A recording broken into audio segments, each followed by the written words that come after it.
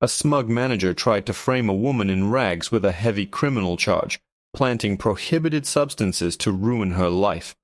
He thought he'd win, but he had no idea his victim was the First Lady of the city, and his organized scheme was about to cost him dozens of years. I never thought my choice of leggings and a stained t-shirt would lead to a day that would end up on the front page of every local newspaper. My husband David always tells me I should use the security detail, or at least dress the part of the First Lady of the city. But I value my independence. I like picking out my own tomatoes. I like the smell of a fresh bakery, without a suit and tie detail hovering over my shoulder. I like being just Clara. But that day, my desire for a normal life collided head-on with a man whose ego was larger than the high-end grocery store he managed. I had spent the morning in the garden, knees in the dirt, replanting the hydrangeas that had struggled through the summer heat. I was sweaty. My hair was in a messy bun, and I was wearing an old college sweatshirt that had seen better decades. When I realized we were out of the specific organic coffee David likes, I didn't think twice. I grabbed my purse and drove to the Gilded Leaf, an upscale market where the floor waxing budget probably exceeds the average person's annual salary. From the moment I stepped through the automatic glass doors, I felt the eyes. It was the kind of judgment you can feel on your skin like a cold draft. The manager, a man with silver-slicked hair and a suit that cost more than my first car, was standing by the floral department. His name tag read, Mr. Sterling, General Manager. He didn't see a customer. He saw a problem. He saw someone who, in his narrow mind, didn't belong in a place that sold $30 jars of honey. I ignored him and headed toward the coffee aisle. I could hear his shoes clicking on the polished marble behind me. He wasn't even trying to be subtle. Every time I reached for an item, he was there, pretending to straighten a shelf 3 feet away. I felt a surge of annoyance but kept my cool. I found the coffee, grabbed some artisan cheese, and headed toward the self-checkout. "I'm going to have to ask you to stop right there, ma'am," a voice boomed behind me. I turned around to see Mr. Sterling, his arms crossed, flanked by 2 burly security guards. A few wealthy shoppers stopped to stare, whispering behind their manicured hands. "Is there a problem?" I asked, trying to keep my voice steady. "The problem is people like you thinking this store is an easy target," Sterling sneered, his voice loud enough for everyone to hear. "I've been watching you on the cameras. You tucked something into your waistband back in the specialty aisle." I was stunned. I did no such thing.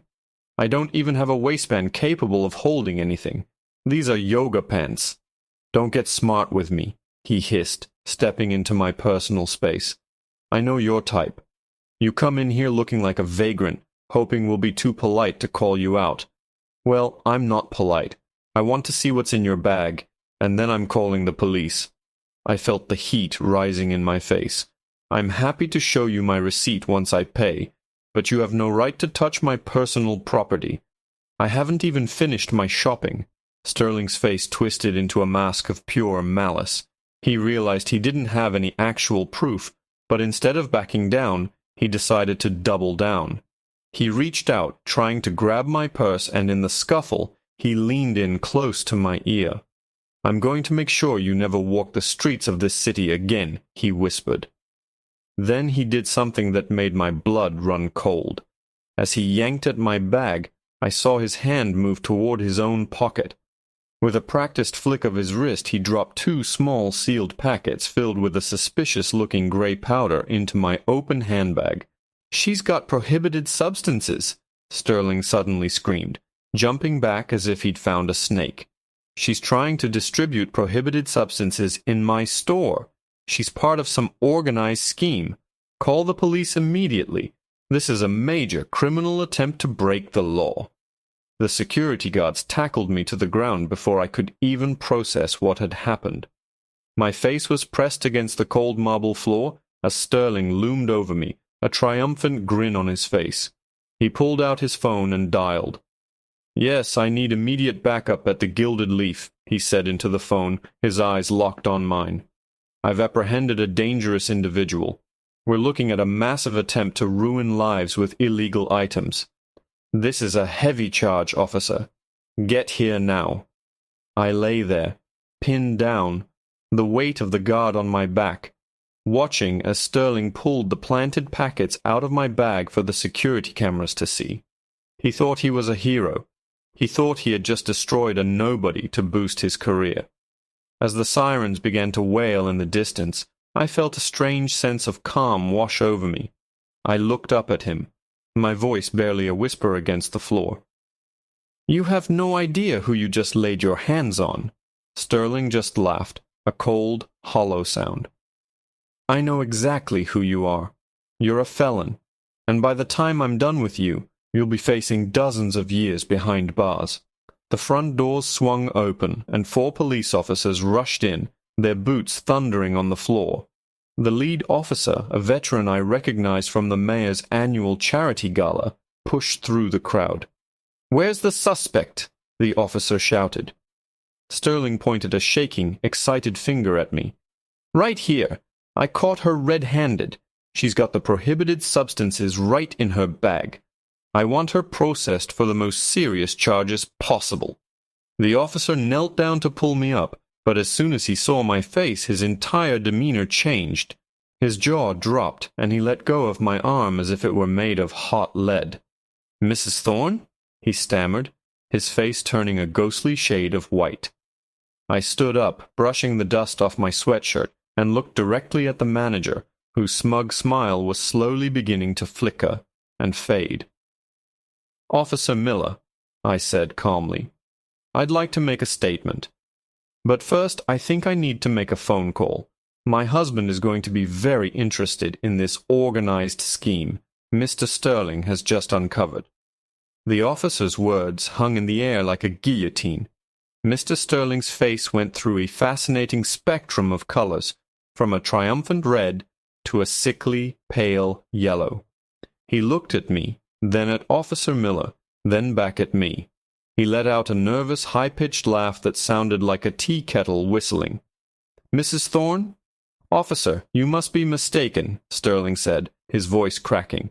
"This woman is a vagrant. She's a criminal. Look at her. She's wearing rags. She's trying to bring those things into my establishment. I found them myself." Officer Miller didn't even look at him. He was too busy helping me up, his hands shaking slightly. "Ma'am, I am so incredibly sorry. The guards, they shouldn't have." "The guards were following orders, Miller," I said, my voice cold and hard as flint. I looked at the 2 security men, who had quickly stepped back, their expressions shifting from aggression to pure terror. They knew the name Thorne. Everyone in this city did. But Mr. Sterling here? He wasn't just following orders. He was being creative. I reached into my pocket and pulled out my phone. It hadn't been damaged in the scuffle. I didn't call the police. I knew they were already here.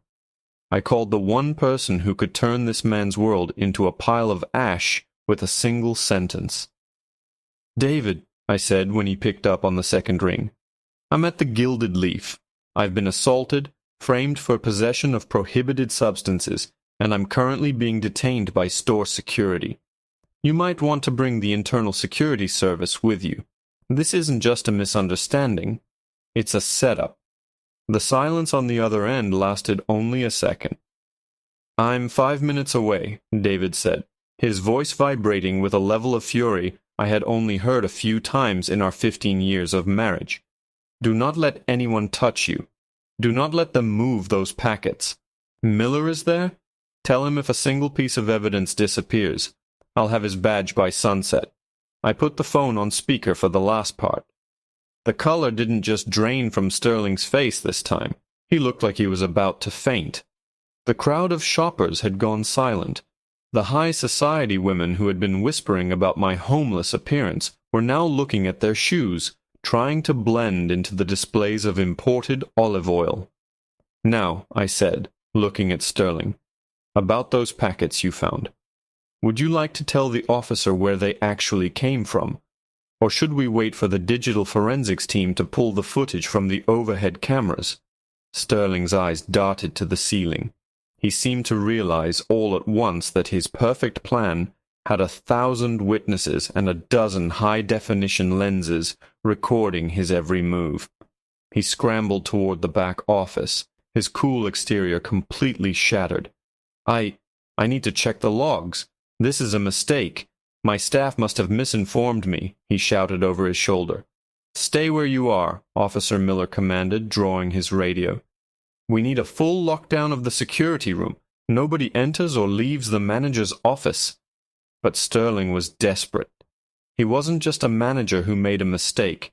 He was a man with a dark secret that was about to be dragged into the light. He knew that if the police looked too closely at his prohibited substances, they wouldn't just find a frame-up. They'd find a supply chain. Suddenly, the front doors burst open. It wasn't just David. It was a fleet of black SUVs, the mayor's personal security detail, and 2 black-clad units from the Internal Security Service. David strode in, his suit perfectly tailored, his face a mask of controlled rage. He didn't look like a politician. He looked like a storm front. He walked straight to me, checking my wrists for bruises from the handcuffs. "Are you hurt?" "I'm fine, David," I whispered. But he planted something. He's part of a group, I'm sure of it. He was too practiced. David turned his gaze toward Sterling, who was now being held by 2 of the mayor's own security team. The manager was trembling so hard he could barely stand. "Mr. Sterling," David said, his voice low and dangerous, "you chose the wrong woman to target for your little organized scheme. My office has been looking for the source of these prohibited substances for months. I didn't expect the trail to lead directly to my wife's grocery list." Sterling's mouth opened and closed like a fish out of water. He looked around the room, realization dawning on him that his career wasn't just over. His life as a free man was effectively finished. But then a strange look of defiance crossed his face. He looked at the mayor, then at me, and a twisted, oily smile returned to his lips. "You think you've won?" Sterling spat, looking at David. "You think I'm the only one in this room with a secret? Go ahead, check the security footage from the last hour. But while you're at it, Mayor, why don't you check the footage from last Tuesday at midnight? The footage of the man in the dark coat meeting me in the loading dock. The man who looks exactly like your chief of police." The entire store went stone-cold silent. David stiffened, and I felt his hand tighten on mine. Officer Miller looked like he wanted to vanish into the floorboards. Before anyone could respond, the sound of a heavy metal shutter slamming shut echoed from the back of the store. Every exit was suddenly blocked, and the lights flickered and died, plunging the entire market into an eerie, suffocating darkness. "The system's been hacked," someone screamed. "We're locked in." In the shadows I heard the clicking of a lock and a voice that didn't belong to Sterling or David. "The mayor wasn't supposed to be here today," the voice whispered from the darkness near the pharmacy. "But I suppose we can make this work to our advantage." A red laser dot appeared on David's chest, dancing right over his heart. The red dot danced across David's chest, a silent harbinger of a nightmare I never saw coming. In that suffocating darkness, with the smell of expensive cheese and fresh-cut flowers suddenly feeling like a funeral parlor, I didn't scream. I didn't freeze. My husband, the man who runs a city of 3 million people, didn't flinch either. He stepped in front of me, shielding my body with his own. "You really should have checked the service entrance, Chief," David said, his voice echoing through the aisles with chilling calmness. From the shadows near the pharmacy, a figure stepped out. It wasn't the chief of police himself. He was too smart to get his hands dirty. But his right-hand man, a disgraced former officer named Miller's partner, holding a piece of illegal weaponry. He looked desperate, a cornered animal realizing the walls were closing in. "The deal is dead, Mayor," the man hissed. "Sterling was supposed to frame her. Get her out of the picture so we could leverage you. But you showed up too early. Now we're pivoting to a more permanent solution." Sterling, the manager, was whimpering on the floor, realizing he was no longer a partner in an organized scheme, but a witness to be eliminated. But what they didn't know was that while I'm just Clara, who likes gardening, I'm also the woman who designed the city's updated emergency response protocols. I knew the Gilded Leaf better than Sterling did. I knew that the lockdown he'd triggered was a local override, not a total system failure. I reached into my messy bun. I didn't have a weapon, but I had my heavy-duty gardening shears tucked into the back of my waistband, the very thing Sterling thought was prohibited substances earlier. I also had the store's master keycard, which I'd swiped from Sterling's belt during our earlier scuffle on the floor. He had been so busy gloating, he hadn't felt my fingers move. "David, now!" I yelled. I threw the keycard toward the nearest backup generator panel and dove for the floor. At that exact second, the internal security service, the real ones, the ones David had brought with him, didn't come through the front doors. They dropped from the skylights. Flashbangs detonated, turning the pitch-black store into a blinding white void. The sound was deafening. I felt David pull me under a heavy oak tasting table as the internal security team swarmed the floor. There was no long, drawn-out battle. These were professionals dismantling a group of radicals who thought they could run a city like a playground. When the lights finally flickered back on, the scene was stark. The man with the laser was pinned to the floor. Sterling was in handcuffs, sobbing and offering to tell the internal security service everything he knew about the chief of police and their organized scheme in exchange for a lighter sentence. David stood up, his suit slightly wrinkled but his authority unshakable. He looked at Officer Miller, who was standing by the door, frozen. "Officer," David said, his voice like ice, "take Mr. Sterling to the central holding and tell the chief I'll be seeing him in the interrogation room. Not as a colleague, but as the man who's going to ensure he spends decades behind bars." The prohibited substances Sterling had planted in my bag were bagged as evidence. Not against me, but against him. The gray powder was traced back to a shipment that the chief of police had lost 3 months prior. It was the smoking gun David's team had been searching for. As the sirens outside multiplied, and the elite internal security units began clearing the store, David turned to me. He took my dirt-stained hands in his and kissed my knuckles. "I told you the security detail was a good idea," he whispered, a small, tired smile on his face. "And I told you that coffee was worth the trip," I replied, leaning my head against his shoulder. The fallout was historic.